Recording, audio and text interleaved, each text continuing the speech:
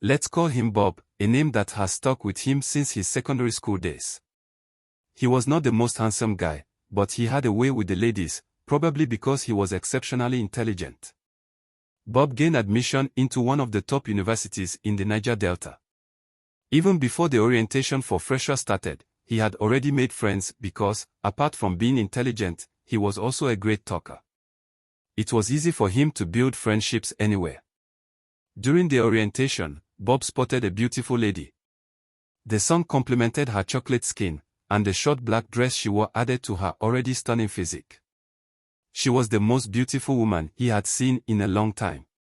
They didn't meet until 2 weeks later in a general studies class. Bob made sure to impress her with his intelligence during question and answer sessions with the lecturer. She was impressed, and they struck up a friendship that eventually blossomed into romance.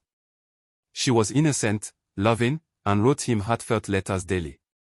As their relationship deepened, Bob's studies began to suffer. All that mattered to him was her love. Their first kiss was magical, and he promised never to leave her. Though she didn't believe him at first, given his reputation as a ladies' man, Bob was determined to prove his commitment. 3 months into their relationship, she began to fear losing Bob after receiving threats from a group of boys who claimed she had refused to marry his friend despite sponsoring her lifestyle and ensuring she got admission to a university. Bob reassured her that nothing would happen, but he was wrong. On March 6, tragedy struck. Bob, his girlfriend, and 2 friends were returning from a party when a car overtook them. The doors flung open, and men sprayed bullets into their car. Bob woke up days later in a hospital in Asaba. His mom and one of his friends were by his side, but his girlfriend and the other friend did not survive. As they prepared for the burials, Bob received a call from a friend asking him to meet at a hotel in Ibusa. The caller offered to help him seek revenge, saying, "We can fix that." Bob didn't hesitate. He went to the meeting and soon became a full-fledged member of the Black Axe Confraternity, one of the most feared cult groups in Delta State.